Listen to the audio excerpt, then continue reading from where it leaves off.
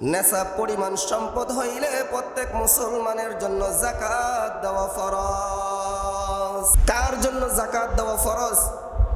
যার কাছে 7.5 তোলা স্বর্ণ থাকবে, 52.5 তোলা রূপা থাকবে, অথবা তার সমপরিমাণ মূল্য টাকা থাকবে, ব্যবসায়ী পণ্য থাকবে, এবং কারো কাছে যদি জমানো টাকা থাকে, এই 4 সম্পদের উপরে আল্লাহ তাআলা যাকাতকে ফরজ করে দিয়েছেন।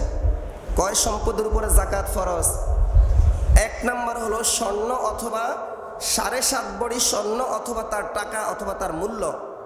2 নম্বর হলো 52.5 তোলা রূপা অথবা তার মূল্য।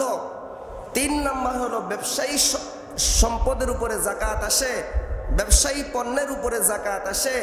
4 নম্বর হলো জমানো টাকার উপরে যাকাত আসে। আমরা মুসলমানেরা সমিতি করি, প্রভিডেন্ট ফান্ড করি, বিমা করি, ইন্স্যুরেন্স করি, কত কিছু করি। যতভাবে মুসলমানের সন্তান টাকা জমা রাখবে, ওই জমানো সম্পদের উপরে যদি 1 বছর অতিক্রান্ত হয়, তাহলে ওই সম্পদের উপরে আল্লাহ তাআলা যাকাতকে ফরজ করে দিয়েছেন। আজ আমি আপনাদের সামনে যে বিষয়টি নিয়ে আলোচনা করার জন্য ইচ্ছা পোষণ করেছি, এই বিষয়টি হলো যাকাত সম্পর্কে আলোচনা করব। আল্লাহ রাব্বুল আলামিন আমাদের সকলকে গুরুত্বপূর্ণ এই বিষয়ে কোরআন ও হাদিস থেকে কথা বলার এবং আমলের নিয়তে শোনার তৌফিক দান করেন। সকলে বলি আমিন।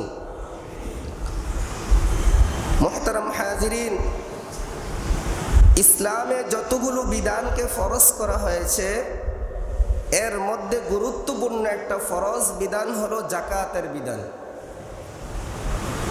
আমরা সকলেই জানি ইসলামের ভিত্তি হলো 5টি। ইসলামের ভিত্তি কয়টি? 5টি। 5টি বস্তুর উপরে, 5টি বিধানের উপরে আল্লাহ তাআলা পুরো ইসলামকে আল্লাহ তাআলা ভিত্তি স্থাপন করেছেন। এই 5টা ভিত্তির কোনো একটা যদি কারো কাছে না থাকে, সে গুনাহগার হবে। যদি অস্বীকার করে, সে কাফের হয়ে যাবে। বুখারী শরীফের 8 নম্বর হাদিসের মধ্যে, মুসলিম শরীফের 18 নম্বর হাদিসের মধ্যে রাসূল করিম সাল্লাল্লাহু আলাইহি ওয়াসাল্লাম বলেন, বুনিয়াল ইসলামু আলা খামসিন শাহাদাতি আল্লা ইলাহা ইল্লাল্লাহ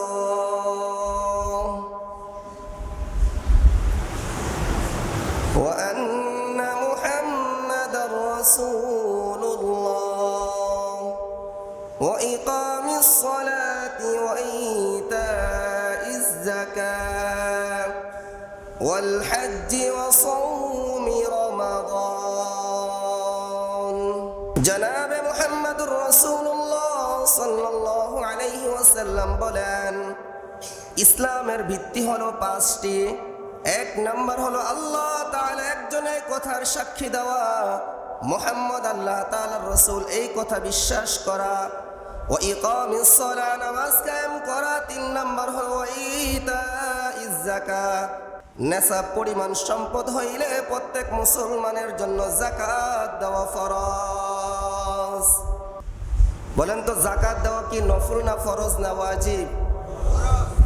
কার জন্য ফরজ? ধনাঢ্য ব্যক্তিদের জন্য যাকাত দেওয়া ফরজ। নেশাব পরিমাণ সম্পদ যার হবে, তার জন্য যাকাত দেওয়া ফরজ। নেশাব কতটুকু? নেশাব শব্দটা হলো আরবি শব্দ, তার বাংলা অর্থ হলো নির্ধারিত কিছু সম্পদ। ওই পরিমাণ সম্পদ যদি কোনো মুসলমানের থাকে এবং দীর্ঘ একটা সময় যদি ওই সম্পদটা তার কাছে গচ্ছিত থাকে, তাহলে তার উপর যাকাত দেওয়া ফরজ হয়ে যায়। ওই সময়টাকে আর ওই সম্পদটাকে একসাথে আরবি ভাষায় নেশাব বলা হয়। মুহতারাম হাজিরিন, কার জন্য যাকাত দেওয়া ফরজ? যার কাছে 7.5 তোলা স্বর্ণ থাকবে, 52.5 তোলা রূপা থাকবে, অথবা তার সমপরিমাণ মূল্য টাকা থাকবে, ব্যবসায়ী পণ্য থাকবে, এবং কারো কাছে যদি জমানো টাকা থাকে, এই 4 সম্পদের উপরে আল্লাহ তাআলা যাকাতকে ফরজ করে দিয়েছেন। কয় সম্পদের উপরে যাকাত ফরজ? 1 নম্বর হলো স্বর্ণ অথবা 7.5 ভরি স্বর্ণ অথবা তার টাকা অথবা তার মূল্য। 2 নম্বর হলো 52.5 তোলা রূপা অথবা তার মূল্য। 3 নম্বর হলো ব্যবসায়ী সম্পদের উপরে জাকাত আসে, ব্যবসায়ী পণ্যের উপরে জাকাত আসে, 4 নাম্বার হলো জমানো টাকার উপরে জাকাত আসে।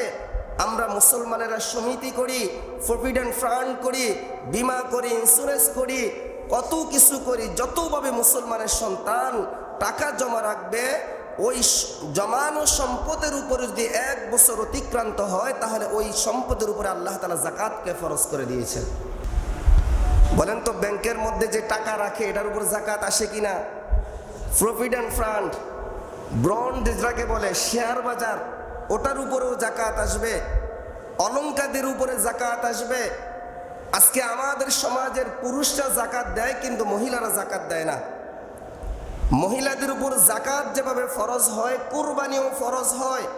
যে মহিলার উপরে জাকাত ফরজ হবে, ওই মহিলার উপরে কুরবানিও ফরজ হবে। কোরবানি দেওয়ার সময় পুরুষের নামে কোরবানি হয়, পুরুষ কোরবানি দেয়, কিন্তু নারীরা কোরবানি দেয় না। এই জন্য মুহতারাম হাজিরিন, আল্লাহ তাআলার বিধান নারীদের জন্য যেমন, পুরুষের জন্য তেমন। এই জন্য কোনো নারীর কাছে যদি 7.5 তোলা স্বর্ণ থাকে, 52.5 তোলা রূপা থাকে, অথবা তার কাছে যদি গচ্ছিত টাকা থাকে, তাহলে এটির উপর জাকাত ফরজ হবে। একটা মাসালা আপনাদেরকে বলি, কোনো মহিলার কাছে 1 বড়ি স্বর্ণ আছে, 52.5 তোলা রূপা নেয়, তার চেয়ে কম আছে, স্বর্ণ এবং রূপা মিল্লা যদি 52.5 তোলা রূপার নেশাব হয়ে যায়, তাহলেও তাকে জাকাত দিতে হবে। কোনো নারী পুরুষের কাছে কিছু টাকা আছে, কিছু স্বর্ণ আছে, কিছু রূপা আছে, তিনটা মিল্লাও যদি 52.5 তোলা রূপা অথবা তার দাম হয়ে যায়, তাহলে তার উপরে জাকাত ফরজ হবে। এই জন্য মুহতারাম হাজিরিন, বাংলাদেশের অধিকাংশ মুসলমানের কাছে কম বেশি হোক জাকাত ফরজ হয়ে থাকে। আমরা মেয়ের জন্য টাকা, মেয়ের বিবাহের জন্য টাকা জমাই কিনা? সবাই বলেন না? অনেক বাবা এরকম আছে, মেয়ের বিবাহের জন্য টাকা জমায়, ছেলের বিবাহের জন্য টাকা জমায়, ব্যাংকে টাকা রেখে দেয়, মনে করে এটা তো মেয়ের টাকা, এটা তো আমার টাকা না। এই জন্য সে জাকাত দিতে চায় না। ওই সম্পদের উপরেও জাকাত তাকে দিতে হবে। ব্যবহৃত অতিরিক্ত সম্পদ যা আছে, এগুলোর উপর জাকাত দিতে হবে। একটা নারীর 20টা শাড়ি 2 বছর চলে যায়, একটা শাড়িও সে ব্যবহার করে না, ওই শাড়ির উপরেও তাকে জাকাত দিতে হবে। কথা বুঝে আসছে আমার? একটা মহিলার শাড়ি শেষ নাই, গহনার শেষ নাই, বছর কি বছর চলে যায়, ওই শাড়িগুলো সে ব্যবহার করে না। প্রয়োজনের অতিরিক্ত সম্পদ যদি 1 বছর তার কাছে গচ্ছিত থাকে, ওই সম্পদের উপর তাকে জাকাত দিতে হবে। এই জন্য জাকাতের অনেক খুঁটিনাটি মাসআলা আছে, ওলামায়ে কেরামের কাছ থেকে জেনে নিলে সবচেয়ে ভালো। মিম্বরে বসে খুঁটিনাটি মাসলাগুলো বলা সম্ভব হয় না। আল্লাহ তাআলা আমাদের সকলকে নিজের উপর জাকাত ফরজ কিনা এটা ওলামায়ে কেরামের কাছ থেকে জেনে আমল করার তৌফিক দান করেন। সকলে বলি আমিন।